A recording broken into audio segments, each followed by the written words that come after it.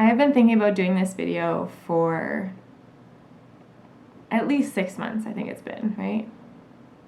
April, May, June, July, August, September. So it's been 6 months that I've been sitting on this and sitting on ideas and sitting on basically just holding myself back in so many ways and just feeling so confused and frustrated and a little bit freaked out. So let's get into it, shall we?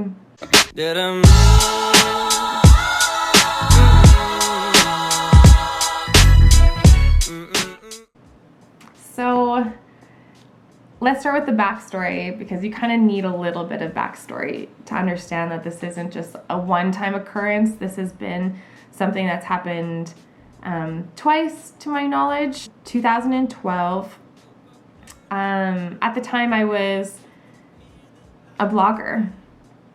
I loved blogging. I was just getting into teaching yoga. I was doing my teaching, my YTT, yoga teacher training, that summer, and I had been blogging for a couple of years, and I loved it. I love writing. Writing is actually is my first love, I would say, over all my other endeavors that I've ever done. Writing is my number one, and I don't really do it anymore because of my job. But anyways, that's for another day.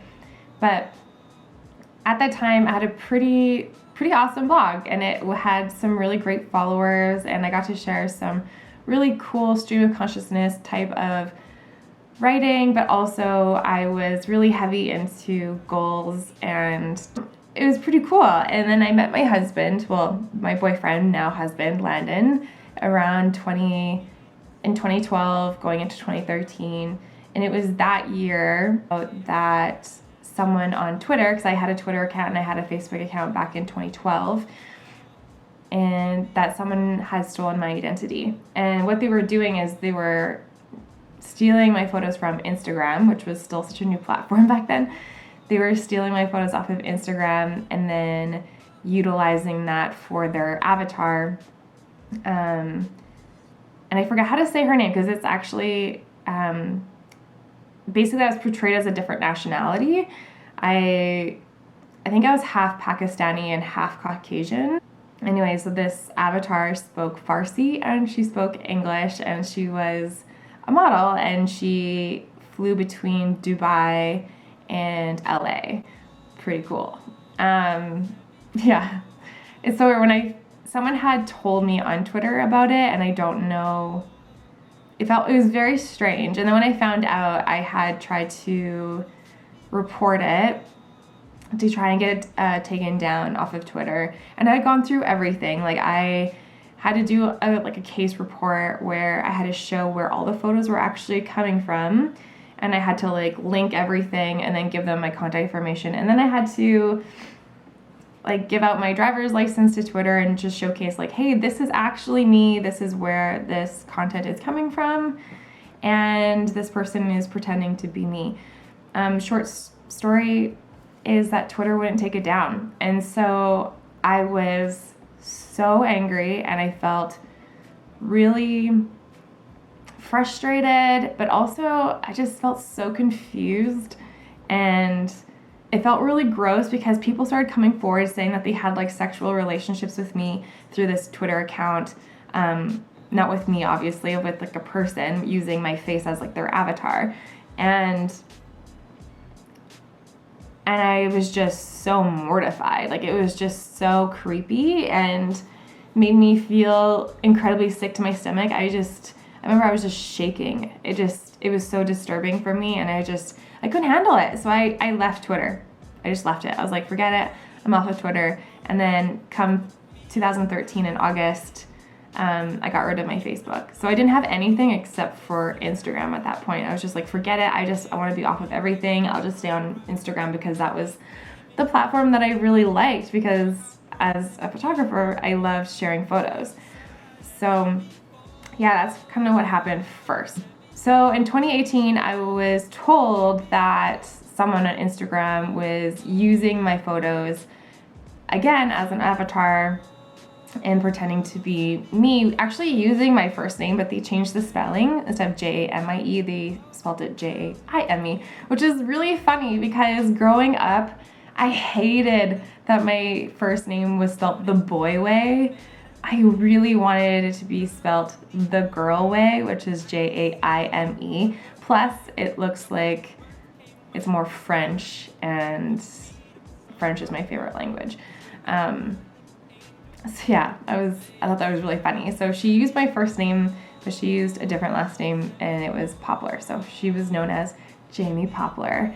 And she had, anyway, so that's when I kind of first found out about her. And she was actually using my profession as well. Like, she was saying that she was a wedding photographer, and she was actually stealing the content of my wedding clients and utilizing those photos and just renaming the clients and pretending that they were hers and all this stuff, which freaks me out because that's illegal. And I was like, they can't actually legally steal my content like that. And so I did have grounds for legal action because of the wedding photos specifically.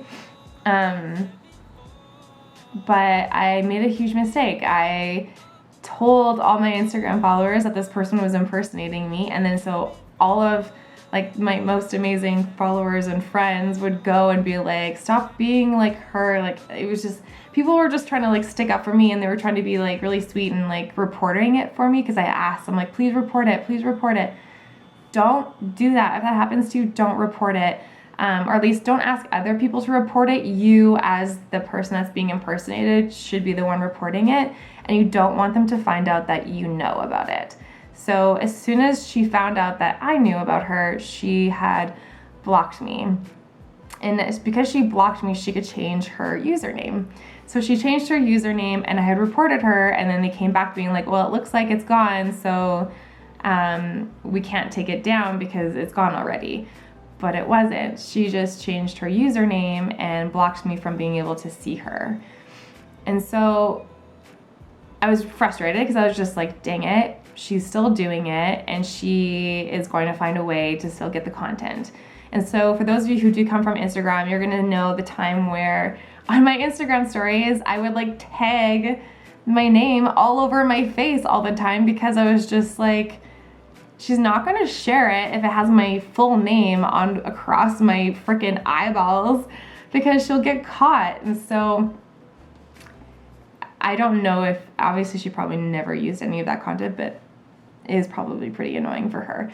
But that was the only way I could control my content not being used for someone else's gain. And so it took about another 8 months until I heard or found out about her new username. And so I tried reporting it. She changed it again. I think it was 3 times. Yeah, I think it happened 3 times, maybe twice, but I'm pretty sure 3 times. By the time this 3rd time happened, I already had gotten messages from men telling me that they had like relationships with this girl online. And I knew what that meant. They were pretty, like, they didn't spell it out for me and just put it there, but like the language that they used made it pretty obvious to me of what kind of relationship that was. And again, I was extremely, extremely disturbed, and it grossed me out, and I was just terrified. But it gets better. This story gets worse. So this past, I believe it was March or April, I decided to stay home. It was like a Monday. It was kind of cold outside. And I decided to stay home and work out of my bedroom on my laptop, and while I could just like watch television and do some work. And this time I was actually working at an office that's actually not too far away from my house, like 6 blocks or whatever. And so that day I just decided not to go to the office. I was gonna work at home, and my husband at the time was working out of our house. So he has an architecture firm, and he was working out of the house at that time. And so I decided to stay home as well and just work. That afternoon, a man had come to our front door asking for me. He's like, hey, is Jamie here? And Landon, not knowing who this person was, just assumed maybe he was a client, which is super weird because I would never invite a client over to my house like that. I would always like pick like my office or another, or like their office or some other other location. I never bring clients over to my house except for a very few amount of my wedding clients that I just really adore, and I'd have them in like my backyard sometimes during the summer months, but this was winter still and spring. So I was just like, no, like I don't do that. So Lana thought this guy was a client and let him in the house. And I was in my pajamas. I was literally in a smash and test romper, no makeup, had my glasses on, and I was just working away in bed while this man came to our house asking for me. So Lannon calls up to me on the second floor, and he's just like, Jamie, someone's here for you. And I like walk out of the room, and I was just like, can you ask who it is? Like, I'm in my pajamas. Like, I have nothing, I have no like meetings with people. I was so confused. I was like, why is this person coming to my house? And Len's like, yeah, like, who are you? And he like said his name. And I was like, I'm sorry, I don't know who you are, and I don't know why you're at my house. I was yelling this down the hallway because I didn't want to go downstairs in my pajamas and no makeup to a client that I didn't even know who this person was. And he didn't say his last name, he just said his first name. And I was like, who is this person and why are they at our house? Like, I don't give out my address. My address isn't on anything. So while I was saying like, Landon, like, can you get rid of this person? Because I'm obviously not able to come downstairs and I don't know who this person is. This is really weird. He turned to Landon and was just like, I'm here about like the Jamie Poplar thing. And my heart just like sunk into my stomach and I started to shake. I was so freaked out because the first thing that came into my mind was, this is the person. They found where I lived and they came to my house because they want to meet me. So I legitimately thought it's a dude catfishing other dudes or something, and I literally thought he was the person impersonating me. And I immediately just got so scared, and I was just like, I'm not going downstairs. Like, you can talk to me from the front foyer. I'm staying upstairs. Like, I'm not coming near you. And I told him straight up, I'm like, I'm sorry, but like, I'm really freaked out right now. I'm in my pajamas. I don't know who you are. I know about the Jamie Poplar situation. I've heard from other guys. I have their phone number, the person who is impersonating me. I do have their phone number because another guy had actually given it to me. And so I was like, yeah, I know about it, but like it's not me. I'm not doing these things. And I still at this point was thinking like, this is the person. They're just like, they're in our house, and I felt totally unsafe. I was just so glad that Lannon was there. And while I just like wanted to confirm if like he was telling me the truth. So I was upstairs, he was downstairs. I was like, could you give me the last 4 digits of the phone number and I'll give you like the first 3 or vice versa. And we did that, and we both confirmed that it was the person. And so I just yelled down to them. I was like, just give me 1 second. Like, I'm in my pajamas. I'm just going to put a house coat on and I'll come back downstairs. Excuse me. So I quickly like put some like under eye concealer and like a little bit of mascara so I didn't look like a total disgusting monster as I go downstairs. I think I was sick too at the same time, which is funny. Excuse me. So I went downstairs and saw this totally normal looking guy standing in my foyer, and I was like, hi, I'm Jamie. And just talked to him about his story and like how he, like, I'm like, how did you even find us? That was the biggest question. I'm like, why are you at my house?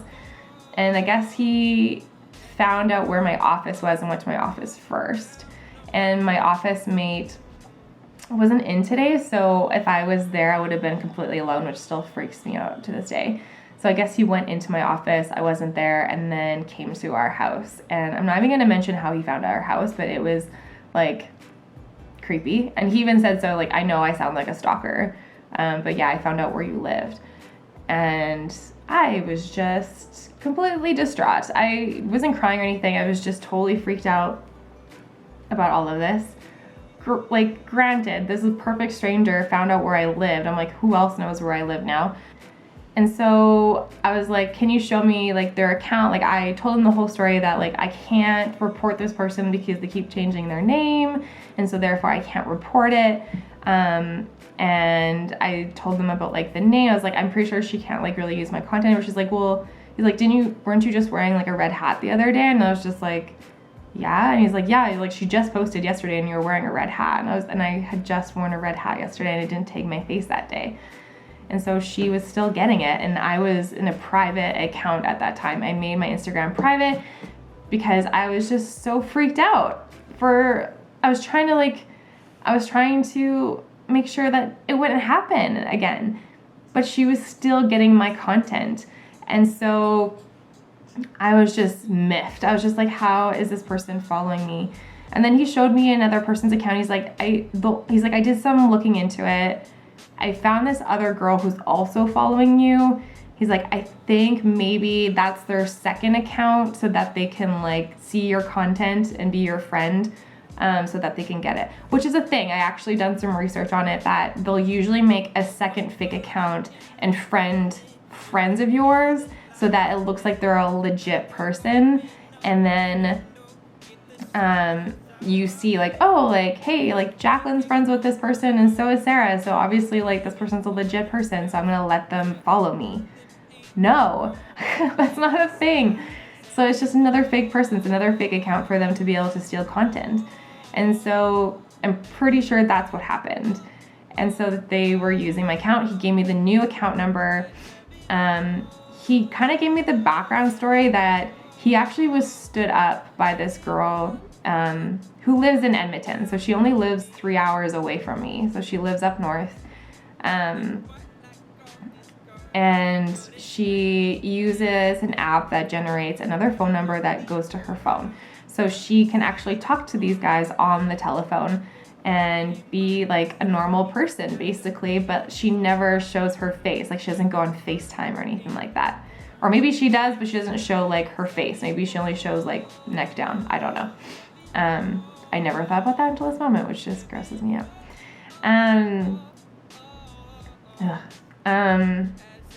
So gross. Anyways, he had a date with her at Alberta Ballet, and he went to Alberta Ballet, and I guess he got stood up, and he told me the story, and I was just like, dude, like, I wasn't in Edmonton. I live in Calgary. He's like, so it wasn't you? Like you didn't go to the Alberta Ballet? Like, you didn't take this video? And it was like a promotional video for the Alberta Ballet. And I just felt so bad for him, because I was just like, yo, like, this is really naive. Like, this is a professional grade quality video. This isn't her video. She didn't take this. Someone else did, but she stole it. So it was just mind-boggling. It was so crazy. Landon was taping him. We have video cameras all over our house. So Landon was actually taping the whole exchange on a video camera, and even had like his iPhone videotaping it as well while I was talking, because we thought this person was legitimately a crazy person coming into our house, and we were both a little bit like worried about the situation. But after talking to him for probably like a solid 40 minutes, I started to just realize that I think he was just someone that got caught in the crosshairs and got really involved with this person, and eventually thought, and basically we came to the conclusion that he actually thinks that I have another account pretending to be this person in order to have relationships and like mess around with people. He didn't know I was married to Landon. He just thought, so the story about Landon on this account is that he's my boyfriend, but he's crazy and like obsessive and is very jealous and all those things. Not that he was my husband. And I was like, no, like, we're happily married, and I only have one account, and I am like, that's not the type of person that I am. So like, no, that's not a thing. And he actually thought Landon was in on it. He's like, do you guys just do this for fun? And we're like, no, like, who are you? Like, it was just weird. I started trusting him when he actually gave me his driver's license. So I asked for ID. I was like, who are you? I want your ID. Like, I need to file a criminal report, like a report about this. Like, this is ridiculous. And he gave me his ID, which was like really awesome. And it still freaks me out that he went to the extent of driving 3 hours. Because remember, this guy lives in Edmonton. He drove down to Calgary to come see me. Although he said that he does work here, which I don't know is true or false, but like, I'm assuming it's true. He drove down and yeah, did that. So, I took his ID, I took a photo of it, and then I reported it to the police. And basically the police said that they can't do anything unless I have something where I'm in physical harm, then they really can't do anything. It doesn't even matter that someone came to my house and I feel violated in that aspect. Until something actually gets elevated, them as the police can't really do anything. So after talking to this gentleman, he told me that they're actually on Bumble and they had stolen my photo from my interiors work in New York as their profile picture. And so I had to contact Bumble and just be like, hey, just so you know, someone stole my identity. Here's the report. If you want to check in with the police, like, this is a legit case. And I gave them his phone number, and I was just like, I don't have a Bumble account, so I can't locate it, because they asked me to locate it and like share it with them. I was like, how am I gonna find a girl? Like, I've never even had a Bumble account, and I didn't even realize that you need a Facebook account to have Bumble. Like, I didn't even know that was a thing, because I don't even have Facebook. And so I told them, I'm like, I can tell you who they've connected with. I can tell you they're in Edmonton. I can give you the phone number that I have. This is the photo that they're using. This is all the information I have. And luckily Bumble took it so seriously, and I'm so grateful. And they took it down and they made a note about it. And then they just told me that in the future, they're actually going to be looking for facial recognition. And so with facial recognition, that they said that hopefully with this software, we'll be able to cut back on these kind of occurrences happening. And then, yeah, I had to contact Facebook as well. And anyways, eventually Instagram did take it down, thank goodness, because I had the new profile, and I was able to report it, and they could take it down. So yeah, that's basically it. But what I wanted to talk about, besides just kind of telling you everything that happened, because a lot of people like kind of have a general idea of what happened, but haven't talked about the whole thing. Ever since this happened, I've had so much anxiety and fear around Instagram. Every time I would go on to Instagram, I would have like a full-blown panic attack. It just gave me so much anxiety and so much fear, and I just needed to stop doing it. So in April, I took like 6 weeks off. I deleted it, got rid of it, didn't miss it at all. I was just so glad to be away from the platform. I learned a lot about myself in that time. I learned about weird things and like compulsiveness that we do with our phones, and it was just a really interesting time. And I'll do a whole other video on that too, because I think digital minimalism is super important, not only for mental health, but also just to have like a normal life. It's also really good for productivity. And then literally ever since then, like, it's been months where there's weeks that I just don't go on the platform at all, because I just don't feel safe, and I feel creeped out, and I feel scared and anxious. And I've been working on this YouTube channel for months, and to be honest, about 2 months ago, I decided to delete all the work that I did. I deleted all of it. None of it is saved. I deleted 4 videos that I had worked on and edited, and they're all gone. Everything is gone. I deleted trips that I took and having footage of that, like New York and California. I deleted it all. I deleted everything, all of it, because I was just like, no, I don't want my face out there ever again. And I've been struggling because I have all these goals and I have all these aspirations, and I want to move forward with my business as a photographer. And there's so many things that my clients, but also my followers, have been asking from me, and I just haven't had the courage to make any of it because I've been so afraid. yeah. And that's where I'm at, to be honest. And I have all these ideas that I want to do, and I have all this content that I want to share, and I want to share it with all of you guys because as much as I love writing, I also love video, and I love creating this type of content, and it's a new challenge for me, and that's what I've been looking for as I do this new transition, is I wanted a new challenge, and I wanted something that I can lend my creativity to, and this was just something that, like, I wanted to create a YouTube channel since 2014. I just didn't have the courage to do it.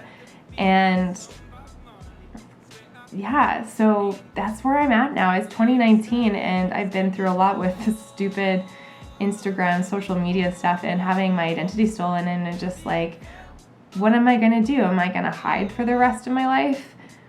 Or am I just gonna go for it and be who I am and to do the things that I wanna do and to move forward and create the stuff that I wanna create and not let this person who lives in Edmonton, which is so funny because Calgary and Edmonton have such a rivalry, and I'm just like, boo Edmonton because of all of this stuff, and I'm like, oh, so yeah, I guess what I'm trying to say is that this happened.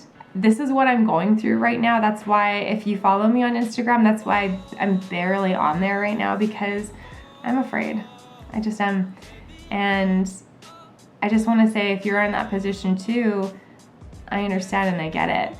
And you know what? We can't let those people get what they want and make us hide away anyway. So I'm Jamie. Thanks for watching. If you like this video, please give it a thumbs up. If you're really interested to follow along and see what is to come and what's next, please hit the subscribe button and then do what I do. Some of my absolute favorite YouTubers, I have the little bell notification. So while I'm working, I'll get a little ding on the computer and it'll let me know that, hey, so-and-so just uploaded, and I get really excited to see the fresh new content. So yeah, that's it. I hope you have a wonderful day, and I'll see you again very soon.